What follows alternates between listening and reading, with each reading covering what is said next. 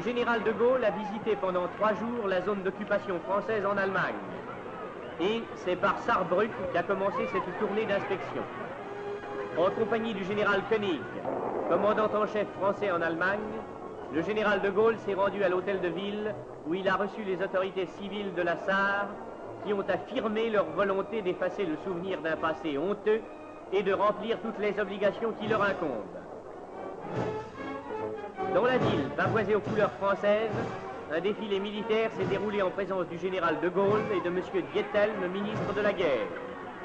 L'armée française victorieuse occupe aujourd'hui la Sarre et le président du gouvernement provisoire salue ici les soldats qui ont marqué la place de la France dans la victoire commune.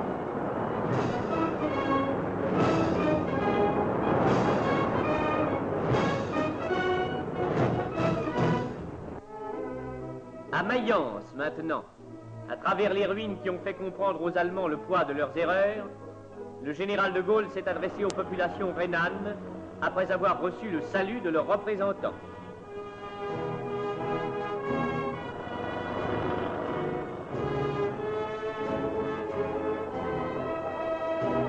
Et là encore, il a passé en revue les troupes d'occupation et décoré leurs drapeaux en présence du général Delattre de Tassigny et de l'amiral Ortoli.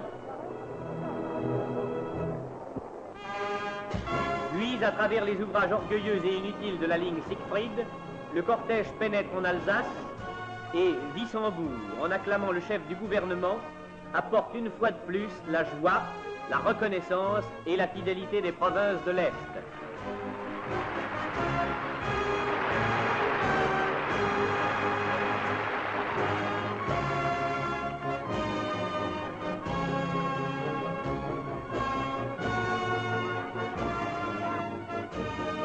Et la frontière est franchie de nouveau. C'est Fribourg, que l'aviation française bombarda durement en représailles de l'incendie de Saint-Dié. Fribourg-en-Brisgau, où le président du gouvernement, en s'adressant aux habitants du pays de Bade et du Württemberg, pensait sans doute à ces liens entre la France et ces deux provinces qui existaient il y a fort longtemps et qui, peut-être, se renoueront.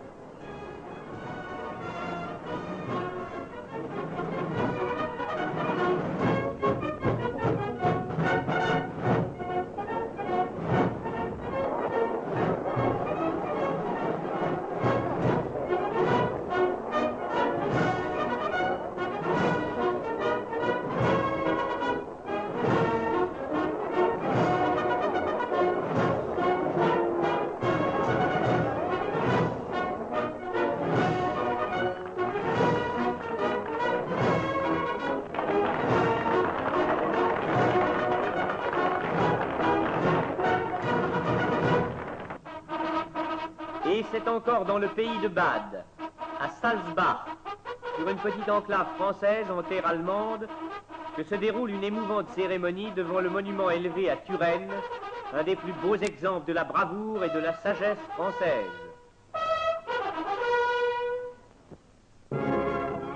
Et au 3e jour de ce voyage marqué par des manifestations pleines de sens et de gravité, le chef du gouvernement, salué par le général de Montsabert, arrive à Kiel.